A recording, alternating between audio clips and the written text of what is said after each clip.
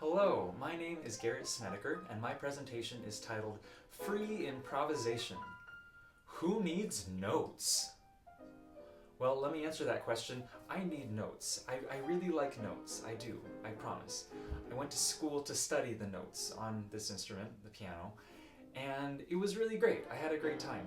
There's one hard thing, though, and that's trying to get into the mind of the composer. Trying to think and feel how they might have been thinking or feeling. And to me, this is where improvisation comes in. By tapping into our improvisatorial self, which I know you have, you may not think you have it, but I know you do, then we can try and meet the composer where they might have been in improvising to get to the piece we're studying. I don't think it's any accident that so many of the great composers of the last 400 years were improvisers. So, if we get to try some improvisatorial things, we might have an insight into the pieces we're learning to play. Real quick, my definition of free improvisation and why I think it's the coolest. First, there's no set vocabulary. In some improvisation in genres like jazz, classical, bluegrass, R&B, it may feel like you need to practice a lot of the vocabulary first before you can use it. In free improvisation, that's not the case. Everything is meaningful and everything is valid. Second, everyone is of equal abilities. So it's not that the fastest scales or arpeggios make the best free improvisation.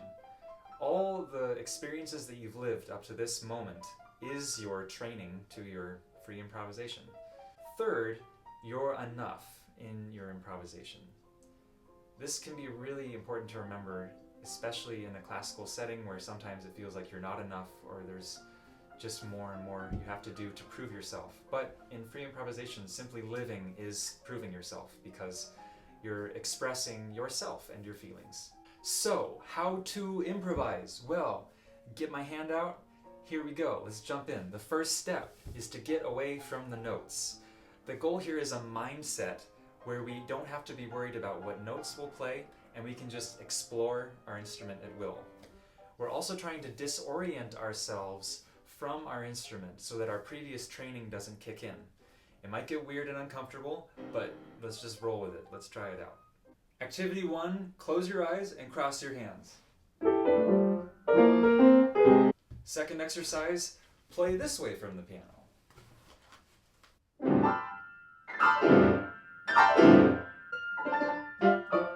Or try playing with your fists.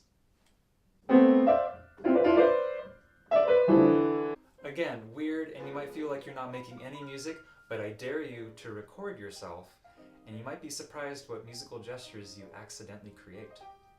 Alright, step 2. We're in this mindset. What do? Well, we just have a lot of fun in this mindset.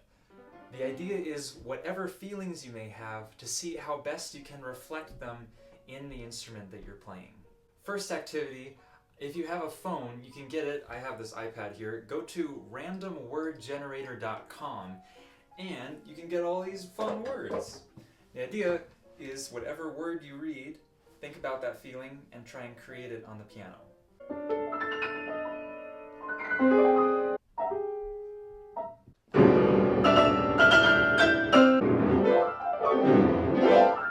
Alright, activity 2, there's another website called Random Picture Generator. Let's go to that one now.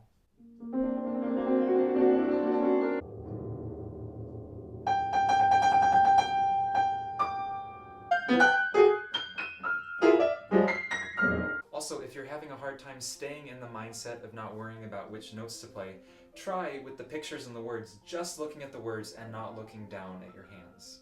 The third step is returning back to your written music, any piece you might be playing. Right now I have Beethoven's Sonata Opus 10, number 1 up. So, the first one is to change something about the piece, or many things about the piece.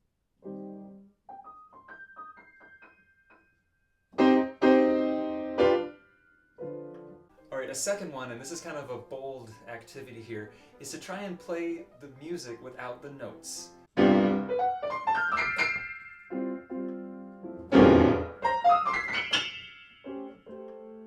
I hope these activities give you a fresh perspective into your music study. Hope they also pushed you a little bit out of your comfort zone and maybe found that you could make music without the notes. Thank you. Feel free to email me if you have any questions. Take care.